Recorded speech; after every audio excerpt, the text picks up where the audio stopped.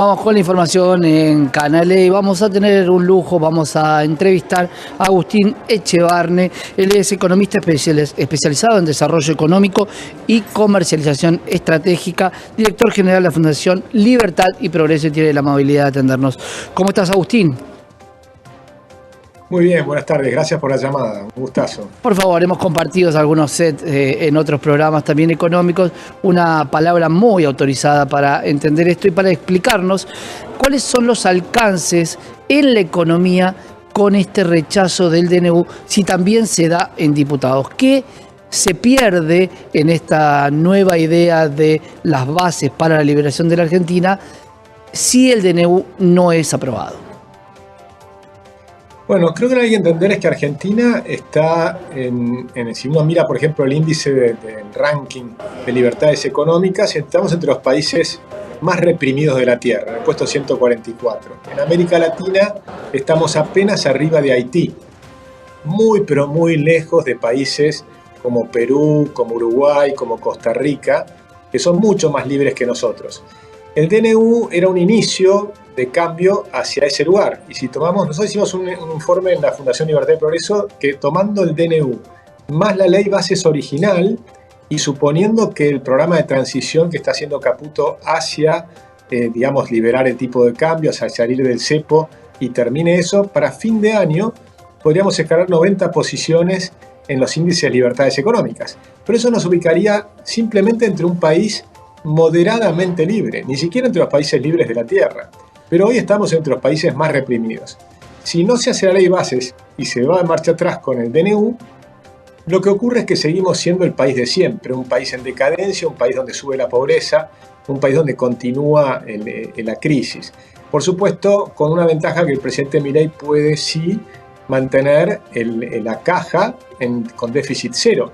Y eso le da un grado de certidumbre mucho mayor a los gobiernos anteriores, y por eso ves que, a pesar de lo que ocurrió esta semana en el Senado, los precios de los bonos se mantienen, lo cual es un poco sorprendente, pero creo que es la confianza que ha inspirado en el mercado al hacer un ajuste tan duro como el que está haciendo desde el primer mes de gobierno. Agustín, el presidente Javier Milei tiene una especialidad que él la recalca mucho, que es especialista en crecimiento económico con y sin dinero. Hoy es una de las grandes pruebas que él tiene para hacer, porque la verdad que la situación económica de la Argentina y de cada uno de nosotros cada vez es peor, no por una cuestión directamente del presidente Javier Milei, pero sí por una cuestión de inercia que traía la inflación.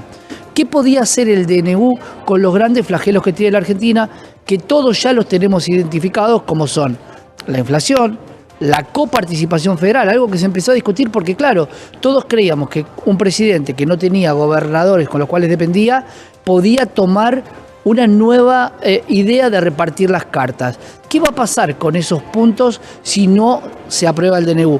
¿Irá como ley separada? ¿Va a empezar a desglosarse todo el DNU en diferentes tipos de leyes? Bueno, vamos a ver, todavía falta lo que ocurre en diputados. Recordemos que en diputados hubo 144 diputados, que son el 56%, que aprobaron en general la ley base. Claro. Entonces se me ocurre que con esto es una buena cantidad de diputados que podrían perfectamente mantener el DNU en vigencia. Recordemos que el DNU está en vigencia porque no alcanza que el Senado lo haya rechazado, ¿no? O sea que eso mantiene su vigencia. Pero sí es muy importante que se continúen las reformas. Por ejemplo, más allá de que sea experto en hacer crecer un país con o sin dinero, la realidad es que necesitas hacer transformaciones. Entonces, por un lado, el Banco Central, eso sí tiene el control de cómo ir manejándolo. Uno ve cómo están recomponiendo las reservas, que recuperaron 10.000 millones de dólares. Empieza a haber una situación de mayor control sobre todo ese descalabro descomunal que había en el Banco Central y en el déficit fiscal, ¿no? Que es la consecuencia también del otro lado, que logró bajar a cero el déficit fiscal. Pero para que la economía crezca, para que la recuperación sea rápida, sea en V, como nosotros veníamos esperando, necesitas otras cosas. Necesitas, por ejemplo, que Argentina pueda producir minería, que pueda invertir en vaca muerta. Hay 3 yacimientos mineros que nada más que en cobre podrías invertir 30.000 millones de dólares, que significa hacer ciudades nuevas. Imagínate que significa empresas que vienen y entierran un montón de capital, construyen ciudades, caminos, escuelas, pagan muy buenos salarios, pues pagan 3 veces más que el promedio del resto de la economía y demás, y después van a recuperar esas ganancias durante 20 años. Ahora, esa inversión inicial, ¿no? Durante 20 años. Ahí Con lo cual claro, necesitan reglas de juego claras. Ese y eso punto, es lo que les tiene que dar ese la punto, política. claro, Agustín, pero ese punto, ¿no? Porque siempre se compara a la minería con lo que pasa con el oro, en el caso de las empresas que explotan el oro en la Argentina, que obviamente ya no es que hay una mina de oro, sino que hay que lavar una montaña, hay que tener mucha tecnología para poder encontrar oro, porque ya no hay, es solamente en superficie.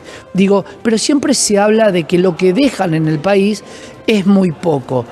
¿Va a pasar lo mismo con el cobre? Hay mucha gente que tiene ese miedo de que pase lo mismo con los grandes recursos que tiene la Argentina por no tener esta tecnología y por no avanzar en nuestra propia desarrollo de estas actividades.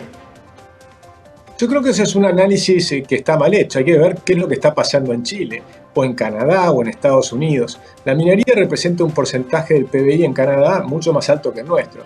Chile exporta, por ejemplo, 56.000 millones de dólares por año en minería. Con lo cual, cuando uno hace una inversión minera, tenés que contabilizar para el país lo que le queda son las ciudades, los caminos, la construcción de escuelas.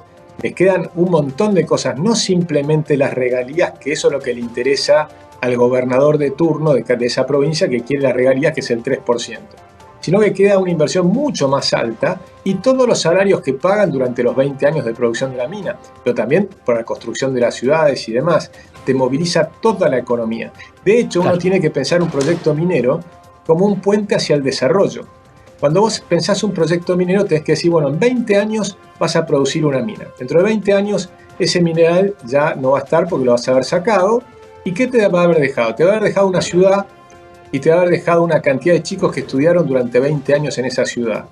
Y esos chicos que estudiaron durante 20 años no van a trabajar en la mina, pues esa mina no va a estar más. Van a trabajar probablemente en la economía del conocimiento, en cualquier otra cantidad enorme de cosas que van a poder hacer, porque la riqueza está en la mente, está en la cabeza, está en el desarrollo. La minería o la agricultura, las cosas que podemos ir haciendo, son puentes hacia el desarrollo y hay que utilizarlos. Lo que no tiene sentido es tener provincias con problemas de dinero y que no quieran explotar, por ejemplo, la mina de plata del Chubut. O, por ejemplo, que en Catamarca la Corte Suprema de esa provincia haya frenado una mina. Frenar una mina implica frenar no solo esa mina, sino frenar las inversiones. Y las inversiones son las que te generan el desarrollo de los países.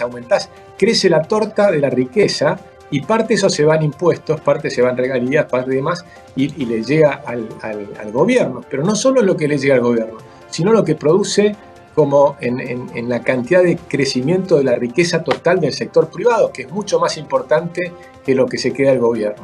Hablando de provincias, y con esto quiero que cerremos porque sabemos que tenemos poco tiempo, quiero saber qué le pasa al pacto del 25 de mayo con esta forma donde los gobernadores también intercedieron un poco con seguramente sus representantes legislativos. ¿Cómo ves esa situación de cara al pacto del 25 de mayo? ¿Se podrá llegar a ese acuerdo? Bueno, fue interesante la declaración de varios gobernadores radicales que se separan de lo que hizo Lustó, ¿no? Y que dicen que ellos sí están pensando que hay que tener un diálogo para hacer un país mucho más moderno del que teníamos. Es decir, hay que comprender que Argentina está muy lejos de ser un país normal. O sea, nosotros tenemos que tener sentido común, volver a ser un país normal. Olvídate de la estridencia de decir que vamos a ser el más libre de toda la Tierra. Bueno, ponele que no, pero tenemos que llegar a ser un país normal. Hay 30 países que están entre los países que son mayormente libres en la Tierra. No son perfectamente libres, son los mayormente libres. Ahí están todos los países desarrollados. Entonces, el pacto que está proponiendo Javier Milei nos llevaría a ser probablemente el más libre de toda la Tierra. Lo suponte que no lleguemos a ese nivel, pero lo que sí es importante es que por lo menos haya transformaciones en esa dirección. O sea, la cantidad que tenemos que cambiar en Argentina es inmensa, la transformación que tenemos que hacer es gigantesca. Somos un país absolutamente reprimido. Tenemos el número 1 en el ranking del Banco Mundial de lo mal que tratamos a las empresas en el país con respecto al tema impositivo, por ejemplo. Nadie les cobra tantos impuestos. Tenemos 160 impuestos diferentes que hay que transformar. Es decir, la transformación que hay que hacer es gigantesca. Yo lo que me encantaría ver es que la clase política logre empezar a hacer por lo menos una parte de esa transformación, y yo creo que ahí sí vas a tener un shock de confianza enorme, porque si a esta altura los bonos mejoran a pesar de lo que está haciendo el Congreso, imagínate si los gobernadores y el Congreso apoyan una transformación, obviamente ahí sí van a empezar a venir muchas más inversiones del exterior. Un punto que te escuchaba y pensaba, ¿no? Un país libre, pero un país pobre, porque la libertad va a recuperar a toda la gente que hoy está en la pobreza. No digo que es cuestión de uno u otro gobierno, digo hoy, si vamos a lo real, hay 50% de pobres en la Argentina. ¿Mayor libertad puede darle algo a los pobres, o en pos de conseguir la libertad se sigue deteriorando, por ejemplo, el salario? No, es que justamente yo hace 20 años que me dedico a explicar que la forma de eliminar la pobreza es aumentar la libertad, no hay otra. O sea, es que en Estados Unidos, cuando empezó la guerra contra la pobreza, ahí empezó a aumentar la pobreza.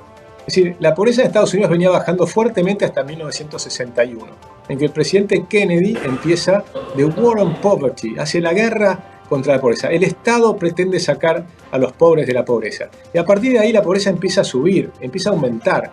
En cambio, cuando no se metía el Estado, la pobreza bajaba. Porque lo que te hace salir de la pobreza es crear riqueza.